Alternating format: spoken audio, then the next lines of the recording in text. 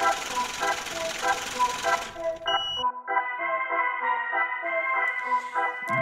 i gospodo, dječaci i djevojčice, okupite se malo bliže, jer sada počinje vožnja vaših života. Prodaju zlatne tiraže, prodali su guzicu za kasicu, prasicu, izbacili repera, ubacili pjevačicu, veći od hip-hopa šire obzore ko fol, koriste rap samo... Dobar dan dragi gledatelji, moje ime je Manči i dobrodošli u drugu sezonu Manči Showa. S nama je danas pionir hrvatskog hip-hopa, gospodin Srđan Čuk, poznati svima kao General Vuk. Da sam mogao birat bolje, vjerujte mi, ne bi mogao bolje izabrat, pa mi reci generale kako si danas? Evo, super kao i vrijeme što si rekao. Malo nas kiša muči, hladno nam je, probali smo ući u koji kafić, nisu nam dopustili, ne znamo zašto, ali nema veze. Reci ti meni generale, evo tebi uskoro je 2. godina od izlaska Verbalnog delikta, jel tako? Verbalni delikt je dobio jako pozitivne kritike, znači i od strane kritičara i od same publike, ali kako si ti cjelokupno zadovoljan s tim albumom? Pa mogu reći da sam prezadovoljan u principu, što kažeš sam na početku i kasnije općenito oko albuma, kritike oko singlova, publika je primila album super. Mene iznenadilo, ja sam nisam očekivao toliko, znao sam, mislim da će biti super album, radio sam ga, baš mi briga za sve ostalo u principu, ali onako pre dobre reakcije i mogu reći da odradilo se i dosta koncerata i svega. Baš se to htio pitati, znači odradio si turneju, di ti je bilo ovako najbolje? Pa u principu da, odradili smo 2 turneje, jednu smo odradili čim je album izašao, odmah te 2012. godine, to jest 2011. izašao krajem godine, cijelu 2012. od nove godine smo mi bili na nekoj turneji. Toga je bilo dosta festivala na moru i to sve ostalo. Onda smo imali jednu pauzu do 2. mjeseca 2013. Onda smo radili onu Repčuga turneju kao završnu skroz do 5. mjeseca. Mogu reći da sam jako zadovoljan sad gdje mi je bilo najbolje. U principu najbolji koncerti kao koncerti su bili u Zagrebu i onaj u Kvartu i onaj u Tvornici poslije. Bilo mi je super na Splash festivalu, bilo mi je super u koncertu u Mostaru na hip hop festivalu. No, kako je bilo u Beogradu? Pa u Beogradu je bilo, koncert je bio odličan, bili smo zajedno Kanđija i Tox i DJ Pips. Što se tiče nas, koncert je bio odličan, nisam zadovoljan sa organizacijom koncerta, samim tim timom koji je to organizirao, jer se na kraju pokazalo da to nije uopće, nemaju doticaja sa hip-hop publikom i sve te njihove reklame su išle na neke rock stranice gdje u principu hip-hop publika u Beogradu nije ni znala da smo mi tamo. Pa je bilo ljudi na tom koncertu? Bilo je nekih 150 ljudi. Rockera? Ne, došlo je hip-hop ekipe koji su čuli to taj dan ili dan prije. Čak Timbe mi je rekao da me niste zvali, mi ne bi znali da da je koncert, da mi ne znamo, da se ne znamo privatno. U principu tako da sam razočaran s tim jednim dijelom, ali nadam se drugi put da će to biti Evo, imam još jedno ovako malo pitanje za tebe, jel se danas da kao reper u Hrvatskoj živjeti od prodaje albuma? Pošto su više manje svi albumi danas na MP3 downloadu, svugdje ih možemo naći na internetu. Pa evo, samo mi ovako malo povuci tu paralelu, znači vezano za prodaju albume, jel se od tog da živjeti? Pa čuj sad da bi mogao reći da se moglo ikada živjeti od same baš prodaje, znači da ti sad mjesečno prodaš toliko i toliko CD-a, nekada kazeta ili ne znam čega, u principu i da si mogao živjeti od toga, nisi ni onda mogao živjeti od toga kad se prodavalo na desetke tisuća i ne znam koje su sve cifre bile, pogotovo Trem 11 ploče.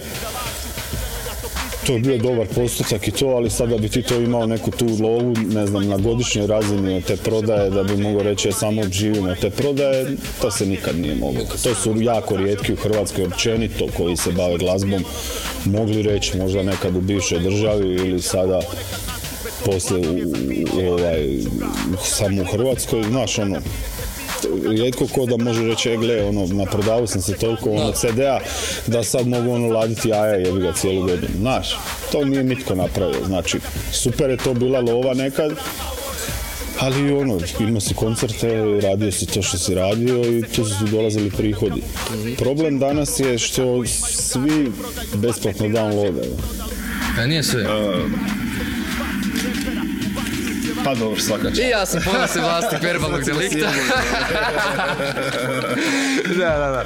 Uvijek moram reći od rukava. Hoću reći, htio sam samo usporediti da kad bi svatko ko besplatno skida, znači muzu, nije bitno domaću ili stranu, pričamo o hip-hopu, svakako bi pomogao svakome od koga skine ako bi platio nekoliko kuna to. To ne moraju biti cifre kao nekad što je CD koštao 120 kuna u dućanu. Sad više ne košta, sad košta 69 kuna, 60, nebitno.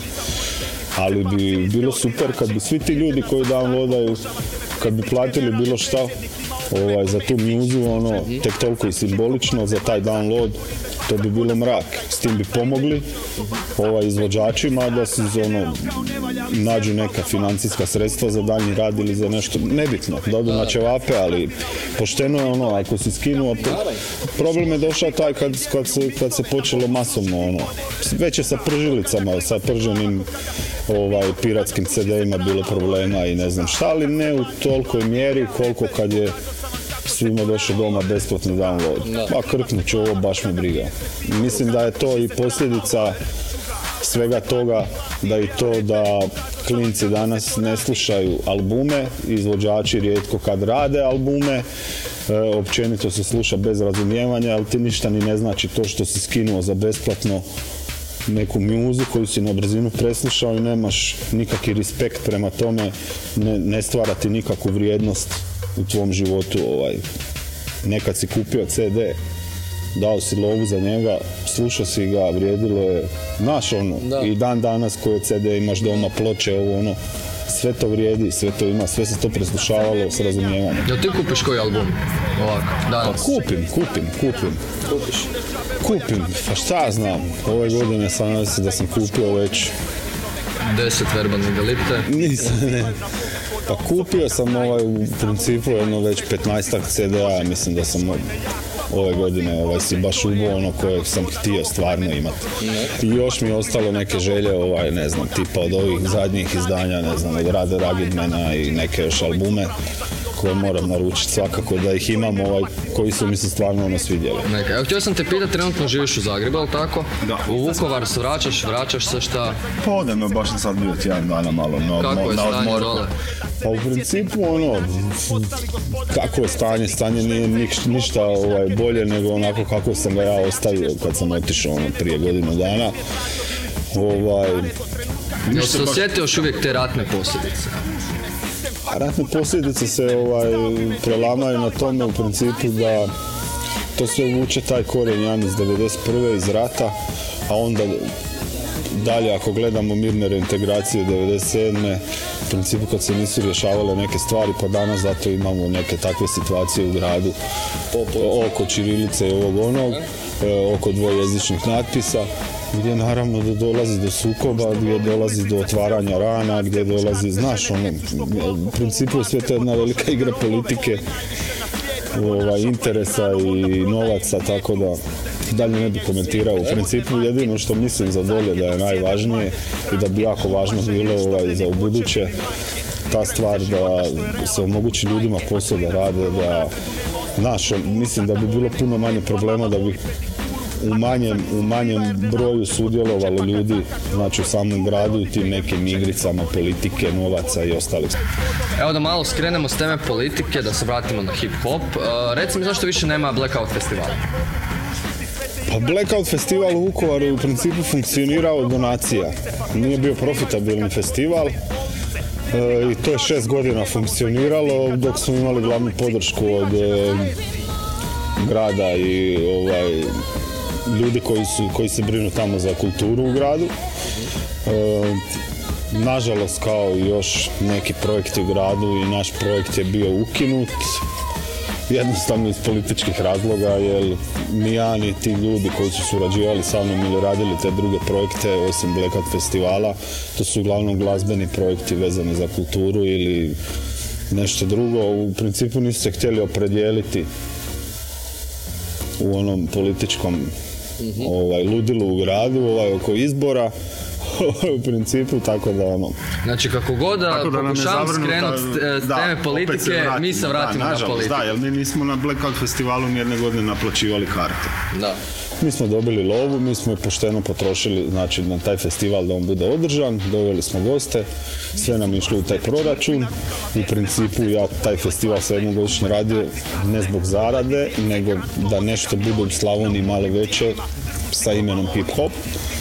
U principu i nismo uopće išli za tim nekim, nije nam bio cilj, ne znam, zarađivati, okretati novce.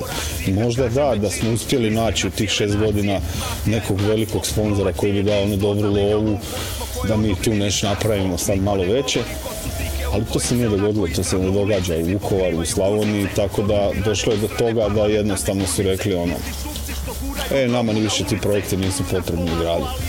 I tu se ne može nikome žaliti, nemaš kome se obratiti u principu i to tako da je to jedan kraj priče oko tog festivala.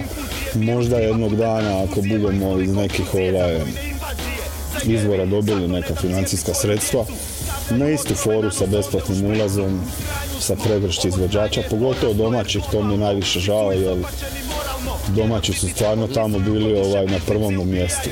Iako smo imali strane goste. Kog bi izdvojio iz MC-a, evo, iz područja Slavonije?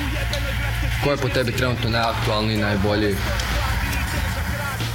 Mislim, teško je reći. U principu, ako ne nabrajam nas neke stare, tipa Kanđija, ja, ne znam, Set, Triki, od ovih koji poslije nas dolaze, u principu, najbolji su, ne znam, Tox, Brka naravno, iako je Brka stari lik i stvarno jako duže od svih njih. Dejo mi je izvrsan MC, mali karizmatik iz Vukovara, isto izvrsan tekstopisac i MC. Ne bih htio nekog izostaviti, ima još ljudi koji rade, tak ne znam, sada ti ne nabrajam dalje. Ok, ali evo reci ti meni što općenito misliš o hrvatskom hip-hopu? Neki kažu da je stao, propao, da ga nema. U principu nije, vidiš šta se događa. Živimo u jednoj zemlji, maloj zemlji gdje je u principu nešto što medijski kad se isfura, onda je to. Onda je velika pomama za tim. Ako uzmemo diskografiju, ako uzmemo hip-hop, ako uzmemo općenito neku glazbenu scenu, mogli ste primijetiti sve te godine da nikad nema mjesta za, ne znam, 2 jaka repera u isto vrijeme. Da nema za 5 jakih grupa u isto vrijeme na nekom tom, a moraš se zavrtjeti negdje na tom većem nivou za širu publiku da bi opravdao, ne znam, prodaju CD-a i to što si ti potpisao za izdavača. I mislim da je godinama sve to otišlo predaleko, da su se godinama previše reperi počeli prilagođavati toj nekoj priči, hrvatskoj priči, općenito balkanskoj priči, gdje ti moraš, ne znam, drljat, trpat sve, prilagođavat se, kao vani što su se mnogi, koje danas pod navodnicima nazivamo hip-hop, ubacili u tu neku pop industriju. U principu su reperi iz pop industrije, tako imamo kod nas neke koji pokušavaju sa nekim podilaženjem, sa komercijalnim nekim zvukom doći do nekog velikog broja publike, što ja mislim da je krivo. Da bi hip-hop izvođači trebali ostati u hip-hopu i gledati u principu šta je hip-hop i raditi pravi hip-hop, a pravi hip-hop, kako se zove, kad čuju ljudi će to željeti, u principu ljudi će to slušati. Nije stvar u tome da ti trebaš sebe mijenjati da bi te ljudi slušali, nego da trebaš raditi srca ono što voliš, i ako je to pravo, to će vjerujem i ljudi prepoznat, nećeš biti poznat ko Severina, jebi ga, ali ćeš moći ići okolo i puniti klubove i puniti koncerte i imati nešto ostaviti iza sebe što je pravo, što će ljudi pričati za 10, 20, 30 godina, ploče koje će se slušati. Jel po tebi neko od mlade garde radi taj pravi hip-hop? Pa u principu radi, dosta njih u zadnjih 2 godine opet počelo snimati ono pravi rap. Sad tu vidi, to je sad opet pitanje, ima njih masa koji rade. Svako ima svoj neku svoju viziju hip-hopa, rap, glazbe u principu u svojoj glavi. Neki rade dobro, neki rade krivo, naravno. Neki su briju na neki gangsta, na neke opasne spike, neki briju na filozofiju, nebitno. Neki se zajebavaju i to je super zajebancija, ako je pravi hip-hop i super zajebancija, meni je to mrak. U principu, a dosta njih nešto pokušava i to ono što smo pričali prije samog intervjua, da je hrpa tih mladih na internetu, da je hrpa ih na YouTube-u, u principu, a nisu spremni biti još demo, a već su na internetu i u principu onda čovjek dobije neki dojam kada znaš previše toga što ne valja, što ne možeš slušati, što je nedovršeno, što ljudi nisu zreli, što znaš onda ljudi dobiju krivi dojam, plus ovo sve što se događa, što se na top ljestvicama, ne može vrtiti pravi hip-hop na radio postajama, na televizijama i šta ti ja znam. Znaš, zavrti se, kad je neka super ploča. Ja sam mislio mene da neće vrtiti, na kraju su me vrtili. Znaš, ali to ne možeš nikad znati. Ali opet hoću reći da je bolje tako raditi nego... I onda ljudi govore, vidi ovo, šta je ovo danas. I onda se događa to u medijima da mediji sami nazivaju sve i svašta hip-hopom, i hip-hop izvođačima i znaš si onak dođe zlo da poglaš, onda ljudi dobivaju na van tu sliku. To je hip-hop u Hrvatskoj danas. Da, razumijem. A ko je po tebi najbolji MC svih vremena? Tvoj apsolutni favorit? Nemam pojma. Tvoj idol, ajmo tak to nazvati. Pa ne znam, nema pojma, mislim da je Taco ako uzmemo nekada njegov rad i ono što smo radili i sve prije što se dogodilo 90-ih, mislim da je legenda u tom smislu za sva vremena. A sad, mislim, ko je najbolji, ne znam. Nikad nisam znao izmjeriti ne znam na koji način izmjeriti ko je najbolji u ovome. Svako od nas ima nešto. Netko je dobar storytelling ima, netko ima jako dobro priča, ne znam, na neki drugi način priče, neko je super samo kad roka reprezent, neko je, znaš, svi mi imamo neke svoje nijanse i mislim da je u tome bit cijelog hip-hopa, da si originalan, da imaš svoj stil i da ćeš reći to na jedan drugi način na koji niko drugi neće reći. Pa čak i ono što je prije rečeno, znaš da kažeš na jedan taj drugi način, svoj originalan način. Evo reci mi, jel pratiš strani hip-hop? Pa uvijek se prati najviše šta se u Americi događa u principu. Koga bi može danas izdvojio od MC-a? Od ovih novih bi izdvojio Joey Badass, on mi je onak jako drag. Drake ne. Drake ne znam, ne bi sad ne znam ni jednu stvar, ni album, to isto. Pa Kendrick mi je okej. U principu je ovaj njegov album što je izašao onak, šta znam, ne sviđaju mi se toliko bitovi, ta produkcija, ali čovjek ima nešto, zaslužuje se slušati. Dobro, okej. A evo, ono što pratim na Fejsu, da dosta ovako voliš dijeliti članke vezane za teorije zavjere, za masone, za Illuminati. Da zaista vjeruješ da postoji to sve? A u principu dijeli po internetu. U principu je ono što je meni zanimljivo, stavljam, a sad ljudi očito čitat neće, nemam pojma. Sad teorije zavjere postoje, mnoge teorije zavjere nisu se pokazale kao teorije nego kao praksa. U principu to je jako puno njih. Imaš neku svoju top teoriju zavjere? Nemam neku svoju baš sad baš moju briju. Ono koja ti najbolja priča je to. Pa ne znam, svi se kače za te alijene, za reptile i takve stvari. Vjeruješ da postoje ljudi reptili? Pa najvjerojatnije negdje postoje. Sad ne znam da li ih ima tu. Priča se da ih ima i ne znam šta ti ja znam, ali u principu mislim da alijeni, da su od uvijek bili tu, da mnogi oni žive među nama. U principu i da postoje, naravno da nismo sami. Dobro, a reci mi evo kontrola medija. Znači, vjeruješ da to postoji? Da su ljudi... Slažeš se s tim? Da. Šta misliš o MTV-u danas? Evo, u većini spotova današnjih možemo vidjeti te poruke. Simbole, da. Jel' tako? Pogotovo na MTV-u. Šta misliš sad o današnjem MTV-u?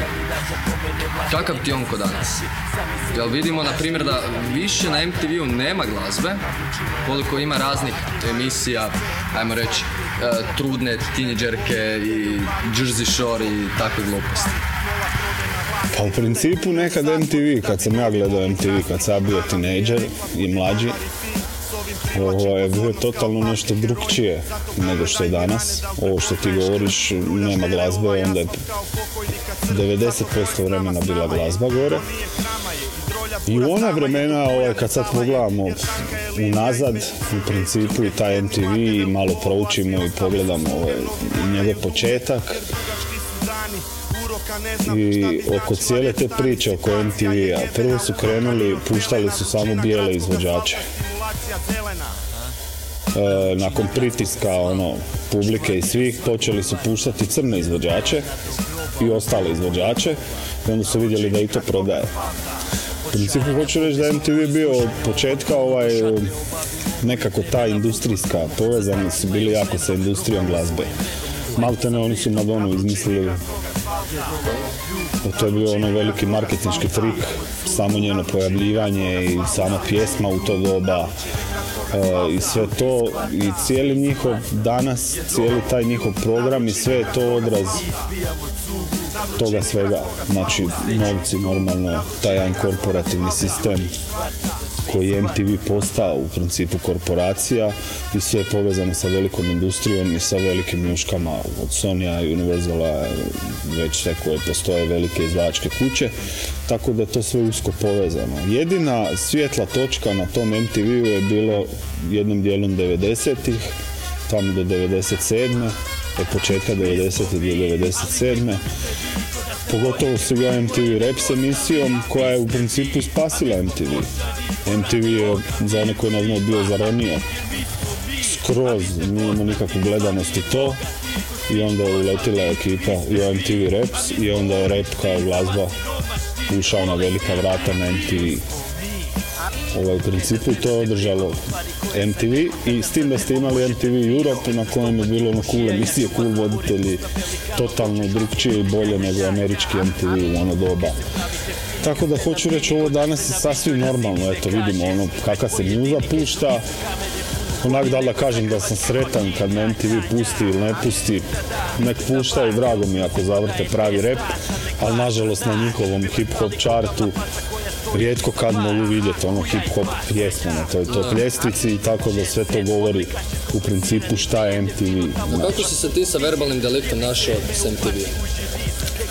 Pa u principu Verbalni delikt, Aquarius je, pošto sam otišao iz Croatia Records, bio sam jednu ploču tamo, Krv nije voda. I u principu kad sam skonto da je njima to hardcore izdati ploču kao Verbalni delikt, jer ja sam imao ugovor za još jednu ploču kojim su oni bili vezani meni isplatiti budžet, izdati ploču i sve. U principu čekali su da istekne ugovor, onda su me par dana nakon isteka ugovora nazvali, istekao nam ugovor, znaš, nama je malo ovo hardcore, mi to ne bi izdali, nas je frka, direktor je rekao ne, rekao okej. S tim da sam za 2 dana ploču u Mori studiju čuo Boris Horvat, direktor Aquarius Recordsa, i čovjek me zvao odmah i rekao šta god treba, sve dolazi, ovo izdajemo ploču. I onda su oni, Aquarius Records je došao na ideju da damo tu ploču na besplatni download i onak se sve završe CD i svi na besplatnom downloadu, pa smo rekli ajmo napraviti to u principu da bi dobili taj neki efekt, kontraefekt nego što bi inače dobili nekom normalnom promocijom i ovak smo dobili u principu jednu besplatnu reklamu na jako velikom teritoriju i jako puno downloadova, znači reklame, instant reklame u roku od nekoliko dana koja nam je u principu dosta pomogla da se prodaje još više CD-a nego što bi prodali inače uobičajenim putem. Tu ulazi MTV u neku priču gdje su oni pokazali kao interes da bi oni to kao, da li može to ići preko njih, oni se gledaju u svim zemljama, u regiji, bla bla bla, oni imaju tu neki interes, tako da sam našao ja tu neki interes, vidite, besplatne promocije, tako da je to sve završila ta suradnja, ali moja suradnja s MTV-om se dalje nije nastavila, što bi ljudi mislili normalno. Gle, imali su ti na downloadu album, rušio im se server, par dana zaredom od downloadanja i ne znam, totalno sve pozitivno oko te ploče i oni ne mrdnu prstom, da me zovu u neku emisiju, da naprave nešto, da me, to ti je ta priča, tako da... Sad pitanje koje interesira najveći dio publike, a to je Trap 11. Trap 11 nećete živjeti. Trap 11. Lapsus. Evo, tvoja najdraža stvar koju si snimio s tacom, najdraži album? Ne mogu izvaditi jednu stvar. To mi je uvijek, kad mi kaj daj mi 10 tvojih, ne znam, ne mogu. Ne možeš. Jednostavno, ne znam, čovječe ne ljuti se, album mi je drag, jer nam je pravi album, prvi album, nakon demoa, ne znam koliko snimljenih i ne znam čega, i nakon Blackout projekta i ovog, drag mi je radi toga.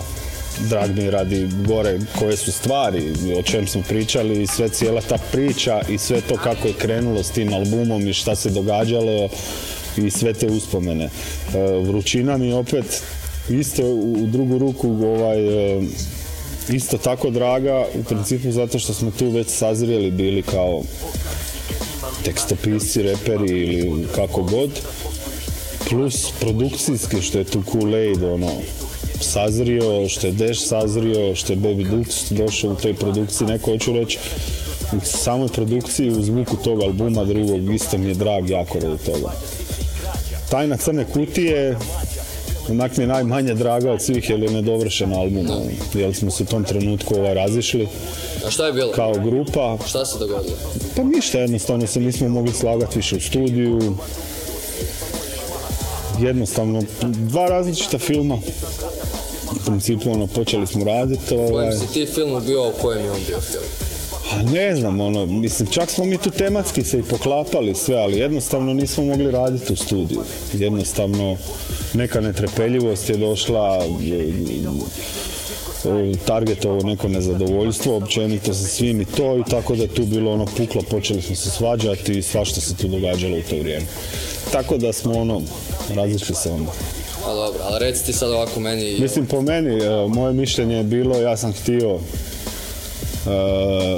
kap koja je prelila čašu je bila definitivno sastanak u Menartu, u tadašnjoj našoj izdavačkoj kući, gdje oni se nisu obazirali na te probleme, njih je zanimalo da mi napravimo bilo kakvu ploču jer se to prodaje i voli kurac, razumiješ da to bude drlja neka najgora. Ja nisam htio, ja sam odbio, onda tu target menu, nešto bla bla bla, uglavnom tu je krenulo opet svađa i uglavnom tu smo završili s tom pričom. Ja sam otišao iz Menarta, razišao sam do Targeta i to je to. A kako komentiraš Targetov disk koji je nedavno izbacio? A nemam pojma, iskreno, meni je to smiješno. U kakvom si odnosima s njim danas? Pa danas nisam u nikakvim više odnosima, nismo u principu bili smo ok odnosima, trebali smo raditi nešto zajedno. Čuo sam da se Trem 11 trebao ponovno okupiti. Trebali smo se okupiti samo radi koncertne turneje. I eventualno jednog singla.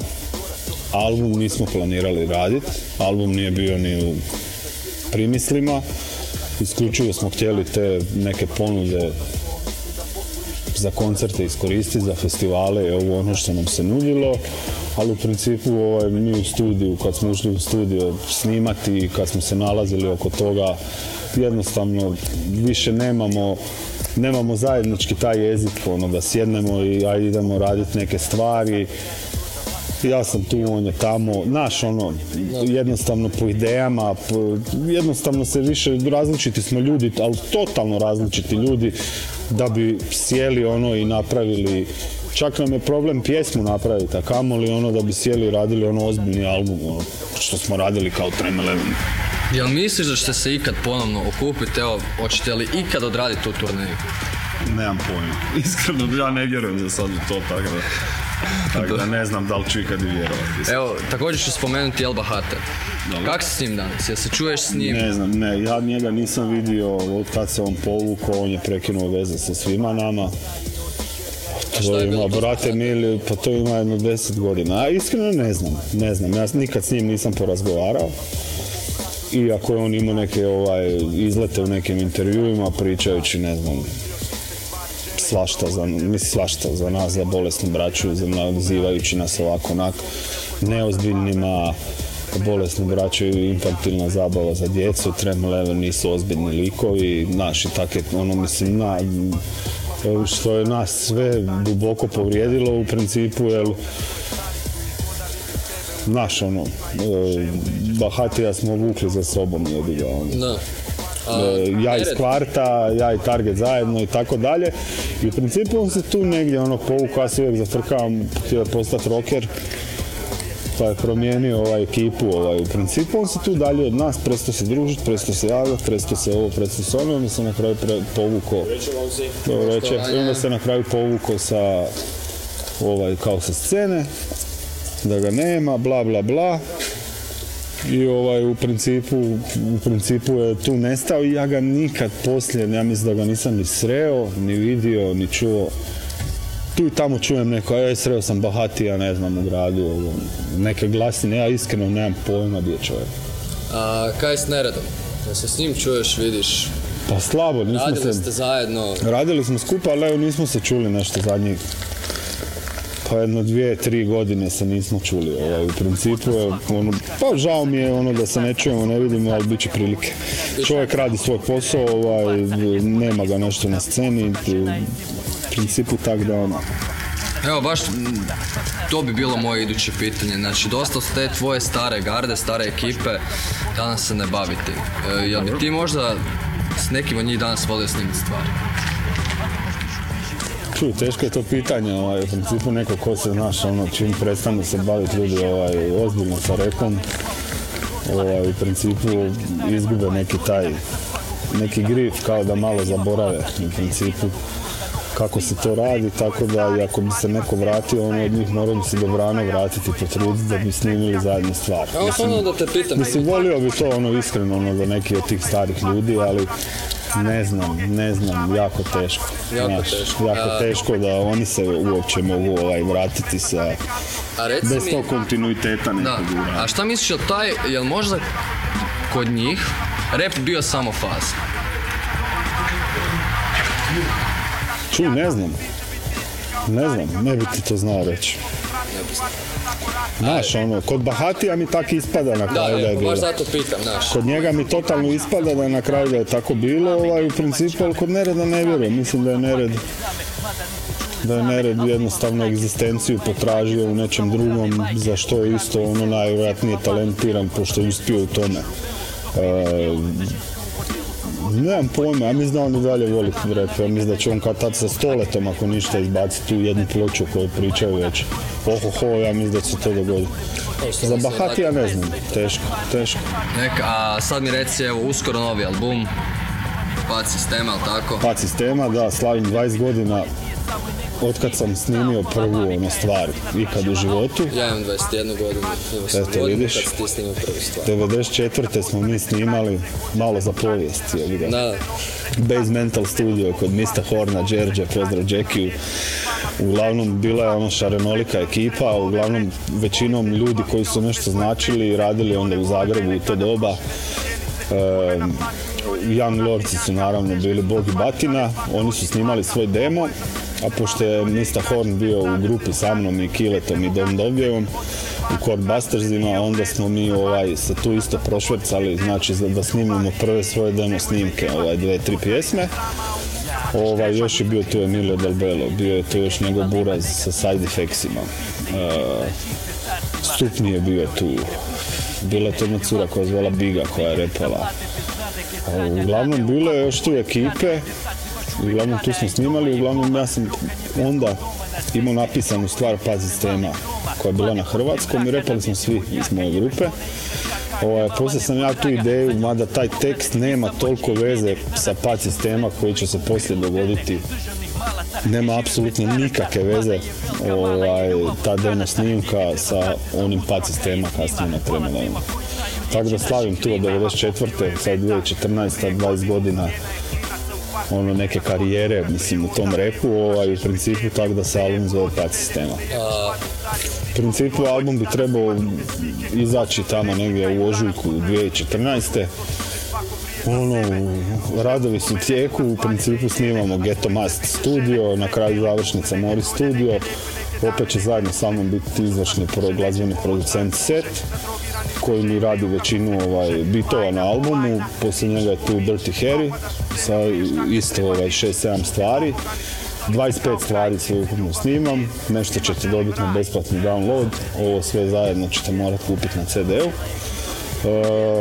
Će opet biti MTV u Briju? Pa mislim da neće ovaj put, da će biti nekim drugim kanalima i drugčije, ali uglavnom bit će. Šta sam još htio reći, gostuje mi DJ Goce, gostuje mi D-Line, gostuje mi, ne znam, od repera ćemo još vidjeti, na jednoj stvari mi je Set koju smo snimili i sad planiram još jednu stvar bi volio sa Bizom i Stoletom. Biće još tu neki gostiju, čak i mlađih i ovakih i onakih, čuj, 25 stvari, da. Tako da će biti prilike za sve. Materijal. Pa bit će, da, dosta me inspiracija ove 2 godine, u principu, mislim da imam dosta toga za reći. A i već kad radim album, da napravim album da ljudi imaju što slušati, da ne napravim 10 stvari, pa onda opet da se čeka, ne znam. Evo, uskoro planiraš izbaciti knjigu, to jest pišeš knjigu trenutno? Da, pišem knjigu, još uvijek je pišem, to malo s knjigom mi se rastegnulo i jedan dio knjige ostao mi je u laptopu koji mi je riknuo i sad sam poslao laptop da mi to iščupaju van, da mi se čuvaju taj jedan dio koji je onak dosta dugačak da ga ne moram ponovo pisat. Ne bi ga ni znao ponoviti točno kako je išlo, a u principu, ali knjigu isto planiram, moram vidjeti. Sad za knjigu nemam ni izdavača ni ništa, pa kad je napišem, pa polako mislim da će to tijekom sljedeće godine da će knjiga izaći. Prvo će izaći album, definitivno knjiga će isto izaći 2014. kad, ne znam točno. I nešto je Tipi najavio, Stara Mrcina, da će snimati dokumentarac o meni, pa eto i to bi moglo biti isto u 2014. i tako da. Dobra ideja. Da će biti dobro.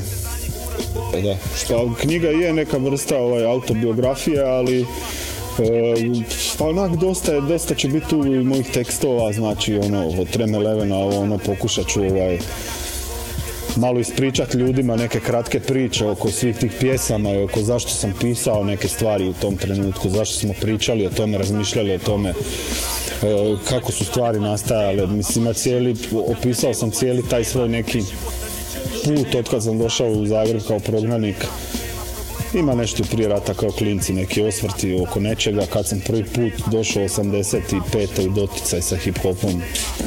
Znaš, kad sam vidio breaking film, kad sam vidio da repaju, kad sam vidio, znaš, pa cijele te neke priče kako smo mi snimali, brijali demo, bla bla bla, pa sve idemo do ovog zadnjeg albuma Pad sistema. Tako da će biti neka priča autobiografska, je neko moje viđenje nekih stvari, mislim, čuj, tu unutra ima mojih osvrta, zašto mislim ovo što si me pitao, neka pitanja, zašto je u glazbenoj industriji tako kako je, zašto MTV, CMC vrti to što vrti, ne vrti, neće vrtiti pravi rap, zašto, znaš, sve neka moja tu viđenja dajem i objašnjenja, tako da mislim da će za one ljude koji prate prvenstveno moj rad, koji prate hip-hop, da će u principu uzeti, pročitati, vidjeti malo neke priče koje su ih zanimale, a opet neće biti žutila, nema prljavog rublja, nema gluposti unutra, nego stvarno prave informacije, zgodne neke priče koje da ljudi osjete malo, da vide iza svih tih pjesama što to stoji, što je bilo, barem da dobiju neku dublju sliku, da uđemo u neku intimu, a mi smo opet žutile, je što mi glavno. Generale, veliko ti hvala što si otvorio s nama drugu sezonu Manči Showa. Ništa, vidimo se u drugom dijelu. Naravno. Vama, dragi gledatelji, hvala što ste pogledali još jednu epizodu. Za iduću emisiju pripremamo također još jedno jako ime. Tako da ništa, pratite nas i dalje, veliko vam hvala još jedan put i živjeli.